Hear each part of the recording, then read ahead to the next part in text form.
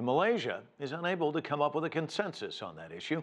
They concluded their meeting without a joint statement. Officials from ASEAN, the regional association of member countries, say they were unable to agree on defense protocol in the South China Sea. CCTV's Roy Ruttenberg's been following the story for us, and he's in our newsroom with the latest.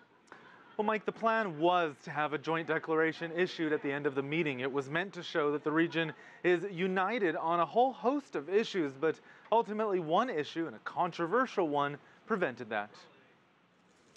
The two-day meeting ended much as it began, with no clear position from the 10-member group on how it would deal with conflicts arising in disputed waters. Tensions over the South China Sea threatened to overshadow the regional defense summit. In particular, fear of a looming naval confrontation between the U.S. and China. Neither country is a member of the Southeast Asian regional bloc, but defense officials from both nations participated in the ASEAN meetings. Beijing last week warned Washington against unnecessary provocations after an American warship sailed near a Chinese-built islet in the sea. The U.S. claimed freedom of navigation. In Kuala Lumpur on Wednesday after the meeting, China's defense minister said it's a false claim, and Chang Wanchuan accused, quote, some particular countries from outside the region of playing it up. The U.S. Defense Secretary Ash Carter said ASEAN members, particularly those with rival claims to the sea, were clearly concerned about Chinese activities.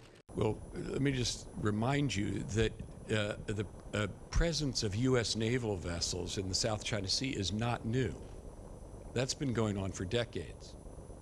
What's new is dredging and reclamation and militarization. That's what's new this year. Meanwhile, Malaysia's defense minister hosting the meeting said there's no reason to read too much into the disagreement. I want to move ahead.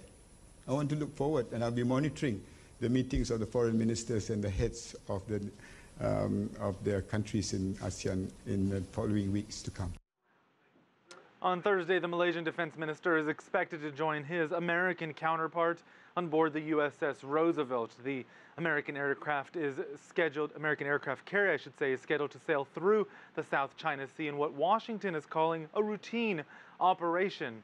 The U.S. Defense Secretary said it signals American commitment to the region. China maintains the U.S. is not a party to the dispute and should stay out. Mike? Roy, according to Beijing, some 100,000 ships pass through the South China Sea each year. So why are these U.S. ships such a concern? Well, China recognizes that the sea is disputed, but it thinks that these disputes should be handled bilaterally or even multilaterally with the relevant players. Beijing feels that U.S. military actions in the sea are simply meant to show a sign of American force, part of Washington's rebalance towards Asia, a statement that the U.S. disagrees with China's territorial claims. Beijing says that if Washington maintains it's neutral in the dispute, which it does, it should act as such. Mike? All right, Roy, thanks so much.